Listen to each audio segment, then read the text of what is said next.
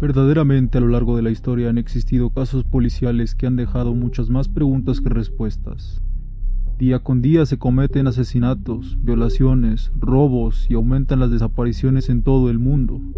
Sin embargo, también existen muchos casos que se han resuelto gracias al apoyo de la policía, por el avance de las nuevas herramientas tecnológicas en la ciencia o por diferentes situaciones que han ayudado en conjunto a la resolución de las incógnitas que se habían presentado. En este video les presentaremos algunos de los casos que se han resuelto en los últimos años. Algunos aún presentan interrogantes que difícilmente serán respondidas, pero en los que el enfoque principal ha sido descubierto. Little Miss Nobody.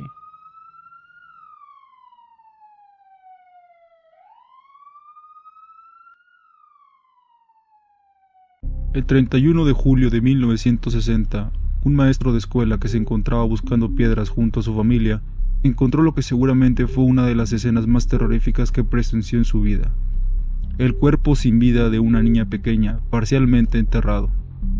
Se hallaba en una zona de arena en Alamo Road, a 1,5 kilómetros de la autopista 93, a las afueras de Congress, Arizona. Llevaba una blusa azul abotonada y pantalones cortos. En sus pies había sandalias de adulto cortadas y ajustadas para que le calzaran a la medida. Tenía las uñas de las manos y los pies pintadas. Además, se encontró cerca una navaja y huellas pequeñas cerca del cuerpo. Cuando se avisó a la policía, estos no pudieron determinar su nombre, raza, ni siquiera su edad exacta. Los esfuerzos que se hicieron por parte de las autoridades determinaron que la niña podía llegar a tener 1 o 2 semanas de muerta, debido a su avanzado estado de descomposición. Lo más probable es que tuviera entre 3 y 6 años cuando murió, que pesaba alrededor de 55 libras, que medía alrededor de 3 pies y 6 pulgadas, que tenía un juego completo de dientes de leche y que no tenía ningún hueso roto en el cuerpo, ni presentaba signos de traumatismo antes de su muerte. Las semanas pasaron, pero el pequeño cuerpo de la niña no fue reclamado ni identificado, a expensas de que con el paso de los días, el caso se iba haciendo famoso y fue nombrado Little Miss Nobody, es decir, Pequeña Señorita Nadie. Como última esperanza se realizó una autopsia. Por desgracia, no fue de utilidad y por tanto no se pudo determinar la causa de la muerte. Los años pasaron sin novedades hasta que en 2018, gracias a que la tecnología forense elaboró un perfil de ADN, se pudo generar un boceto de reconstrucción facial de cómo es que se vería la niña en ese entonces. Finalmente, en febrero de 2022, la pequeña señorita Nadie recuperó su identidad gracias a los avances de la tecnología genética. Ahora se sabe que su nombre era Sharon Lee Gallegos, una niña que fue secuestrada mientras jugaba en el patio de la casa de su abuela. Curiosamente, esta casa se encontraba en Alamogordo, Nuevo México, a casi 700 kilómetros de donde se halló el cuerpo. La niña tenía 4 años, según el Sistema Nacional de Personas Desaparecidas y No Identificadas.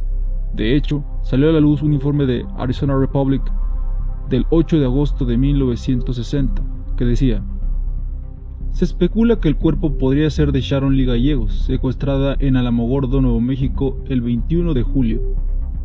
Pero si se especulaba que la niña podía llegar a ser Sharon, o de que al menos fuera una de las opciones, ¿por qué no se llegó a esa conclusión?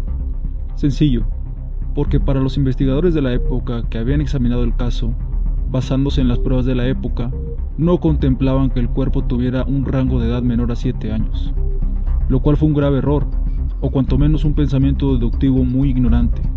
De cualquier forma, el error sería doble, ya que el FBI perteneciente a Washington también descartó la posibilidad tras estudiar las huellas de ambos niños. Resulta curioso, aunque puede que este error sea más fácil de excusar debido a que en ese entonces no se tenía la tecnología forense y genética avanzada de hoy en día. De sus secuestradores no se sabe mucho. Según medios locales, la niña fue obligada a subir a un coche verde oscuro y sucio el 21 de julio de 1960, es decir, 10 días después de que la encontraran muerta. Se cree que se trataba de un sedán, pero se desconoce la matrícula, así como el año de fabricación de este.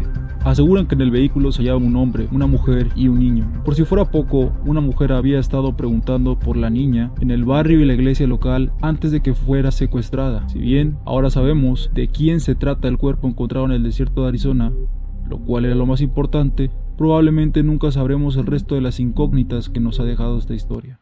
Stephanie Isaacson.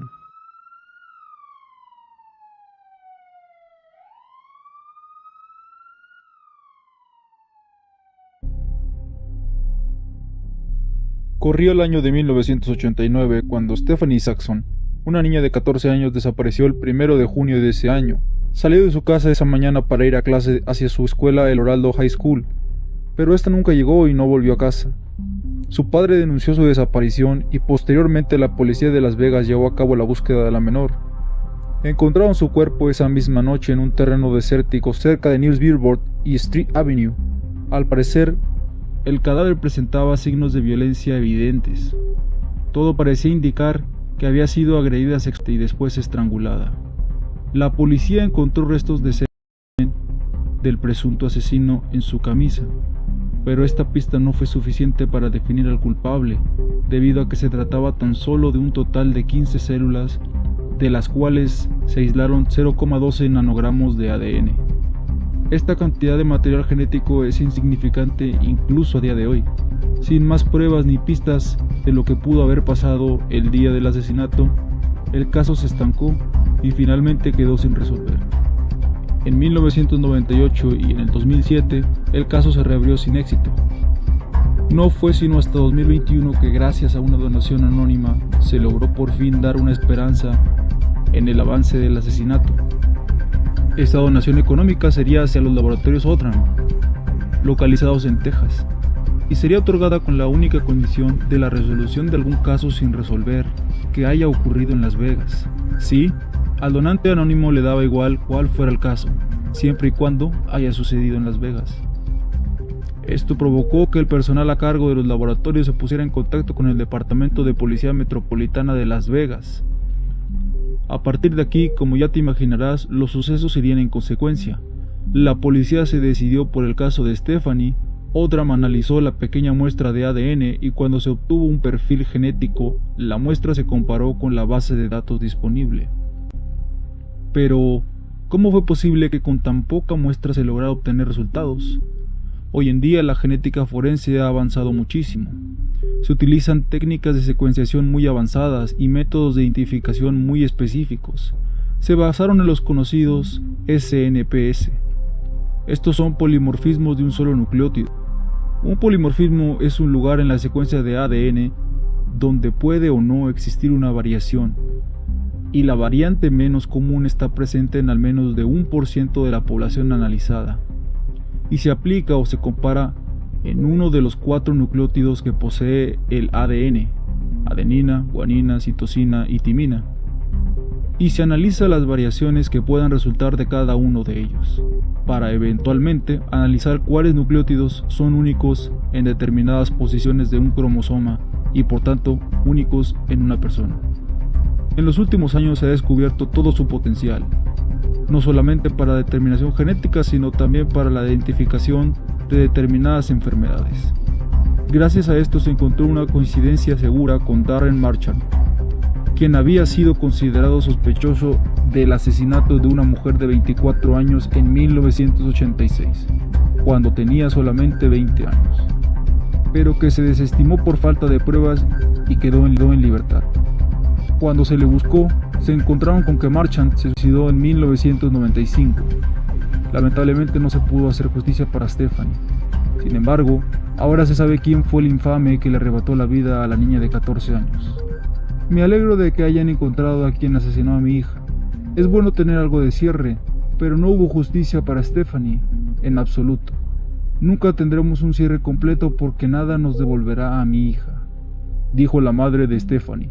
Adicional a ello, este caso batió el récord de ser el crimen resuelto con la muestra de ADN más pequeña de la genética forense. Rita Curran.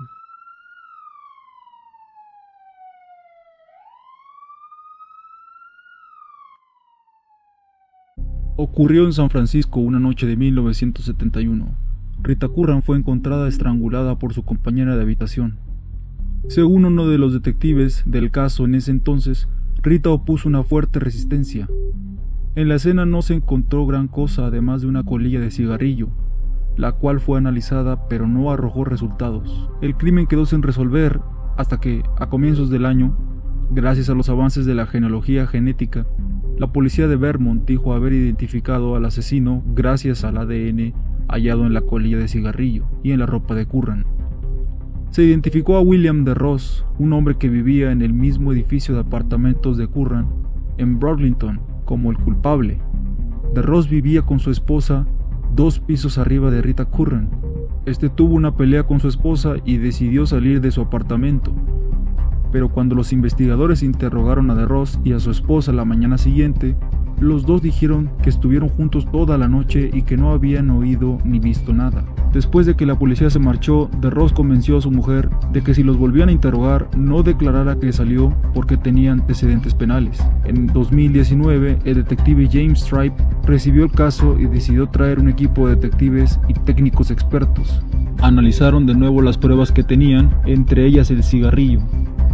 Un experto externo en genealogía genética concluyó que el ADN del cigarrillo tenía fuertes conexiones con familiares de DeRoss, tanto por parte paterna como materna. Era seguro que fue William DeRoss, no cabe duda de eso.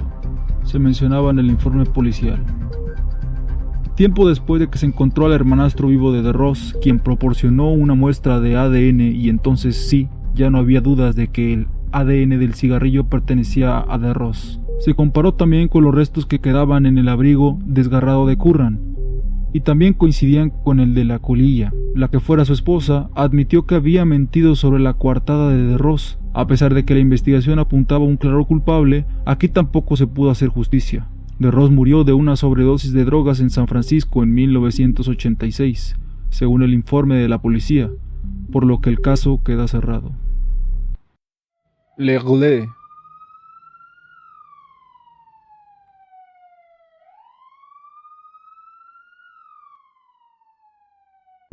Este caso es muy peculiar porque, lejos de resolverse gracias a la tecnología en genética forense o debido a las investigaciones de la policía o de los detectives, se resolvió porque su criminal en parte así lo decidió. Sucedió en Francia. Un agente retirado de la policía, mientras mantenía una conversación con uno de sus colegas, confesó ser el famoso homicida L'Aigle, es decir, el hombre de las cicatrices en la cara. El presunto asesino tenía 59 años y había pertenecido a la policía militar antes de ingresar en la policía y luego retirarse. Fue citado por la policía el 24 de septiembre de 2021 para que entregara una muestra de ADN en un plazo de 5 días después de aviso. 3 días después, su mujer denunció su desaparición. Más tarde encontraron su cadáver en un apartamento alquilado en Gras-du-Roi, en la costa mediterránea. Junto a él se hallaba una nota de suicidio. Tomaron muestras de su ADN, el cual, según los agentes de investigación, coincidía con las muestras halladas en los lugares donde ocurrieron los delitos de L'Aigle. Este monstruo se trataba de François Berube. Se cree que estuvo activo durante los años 1986 a 1999. El caso que le haría conocido es el asesinato de Cecil Bloch, quizá el primero o uno de los primeros que cometió. Cecil Bloch era una niña de 11 años que desapareció en el trayecto de su casa hacia la escuela en 1986. Su hermano, Luke Richard, uno de los presentes momentos antes de su desaparición, afirmó haberse cruzado con el homicida en un par de ocasiones. La primera vez, el día de la desaparición de su hermana, cerca de un bloque de apartamentos en el distrito 19, al norte de Francia. Dio testimonio de que aquel hombre tenía el rostro cubierto de acné. La segunda la recordó cuando coincidió con él en un ascensor. Parecía muy seguro de sí mismo. Me dijo algo como que tenga un buen día, mencionó Luke. El cuerpo de Bloch se encontró más tarde bajo una vieja alfombra.